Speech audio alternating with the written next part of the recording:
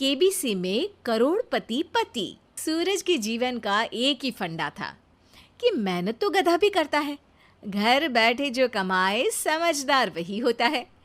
इसीलिए उसने कभी नौकरी ही नहीं ढूंढी। इस बात से हालांकि उसकी पत्नी शिखा बिल्कुल भी अग्री नहीं करती थी, पर फिर भी सूरज को समझाना बेकार था। टीवी में कैसे बनोगे करोड़पति का ऐड देखकर उसे लगा कि बस अब तो घर बैठे ही वो करोड़पति बन सकता है, और उसके पीछे उसने अपने सारे सोर्सेस एक्टिव कर दिए। 2 हफ्ते में उसके कलीग के साले के पड़ोसी के बेटे का सोर्स निकलता है जो कि उसे शो में पहुंचा सकता है, और सूरज उससे मिलने चला जाता है। अच्छा, तो हमें मुकेश जी बता रहे थे कि आप हमें शो में पहुंचा सकते हैं।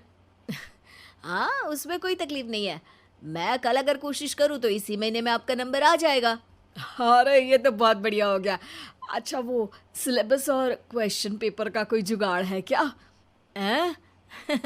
उसका तो कोई जुगाड़ नहीं है। तो वो वाकई में कुछ भी पूछ सकते हैं?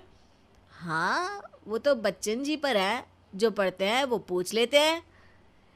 पहली कोशिश फेल होने पर अब सूरज के सामने एक बहुत बड़ा सवाल था कि आखिर जवाब कहाँ से लाए।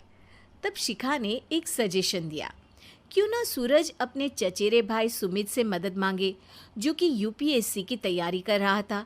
हालांकि इतनी मेहनत करना सूरज को समझ में नहीं आता था, पर कोई और रास्ता ना मिलने पर वो आखिर सुमित से बात करता है। अरे सुमित, हमारा कैसे बनोगे करोड़पति के लिए सिलेक्शन होने वाला है। तुम हमें थोड़े चिट बनाने में मदद करोगे क्या? अरे भैया, चिट बनाए तो सालों हो गए, उसमें हमारा एक्सपर्टीज नहीं है, बल्कि आप बोलो तो हम आपकी पढ़ने में ज़रूर मदद कर सकते हैं। हट, कैसी अनाप शराब बातें कर रहा है तू। सूरज ने सुमित को मना तो कर दिया था, पर तैयारी करने के सिवाय कोई चारा उसे दिख भी नहीं रहा था, खासकर जब 12 के पेपर लीक करने के एक्सपर्ट शुक्ला जो भी हाथ जोड़ लेते हैं। आखिर सूरज को सुमित के पास जाना ही पड़ा, और उसने सुमित और शिखा से वादा किया कि वो बहुत मेहनत करेगा।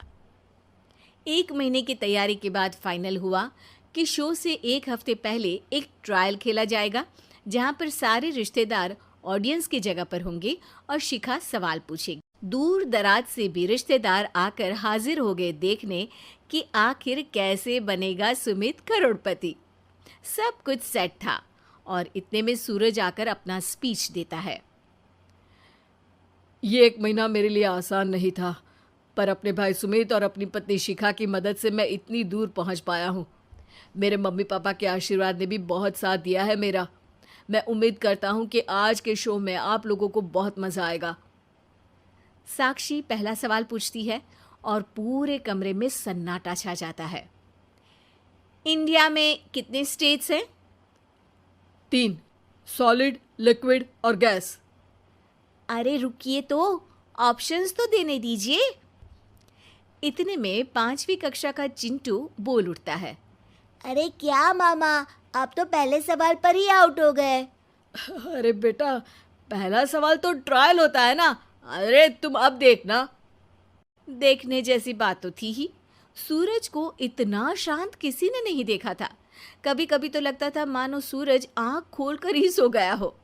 मामा जल्दी करो प्लीज, कल सुबह पनवेल भी तो निकलना है। अरे हट, कंसंट्रेट करने दे मुझे।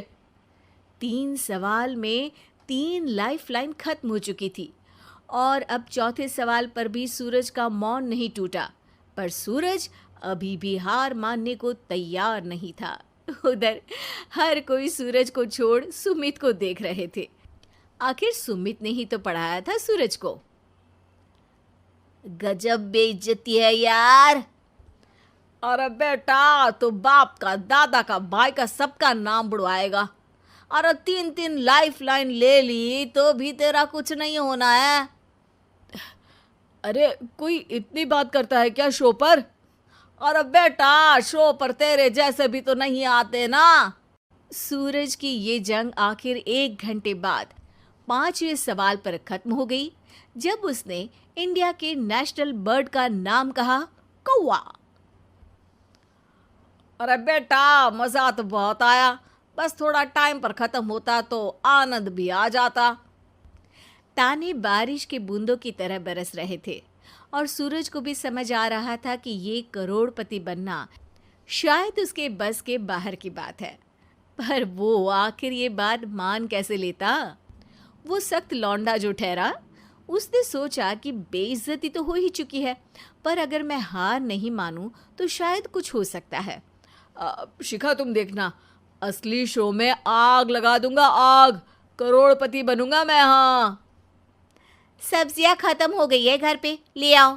पहले पति बन जाओ, फिर करोड़पति बनना। अरे गजब बेइज्जती है यार। बेटा, अभी तो घर पर ही हुई है, 1 हफ्ते में तो तुम देश के सामने करवा कर आओगे। वैसे जब टीवी पर जाओ ना तो बस अपने मम्मी का ही नाम लेना, ठीक है? कोई पूछे तो बोलना कि पापा नहीं है मेरे। अरे पढ़ाई की, पेपर निकलवाए, इतने सारे लोगों को खाना खिलवाया, क्या फ़र्क पड़ा?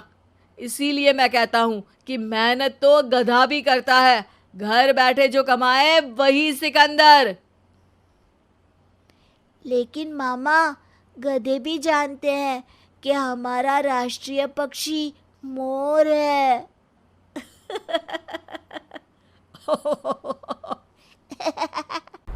उम्मीद है कि आपको हमारी ये कहानी पसंद आई होगी। कृपया हमारे चैनल को सब्सक्राइब करें और सभी अपडेट्स के लिए बेल आइकन जरूर क्लिक करें। और हाँ, वीडियो लाइक और शेयर करना मत भूलिएगा। Bye bye.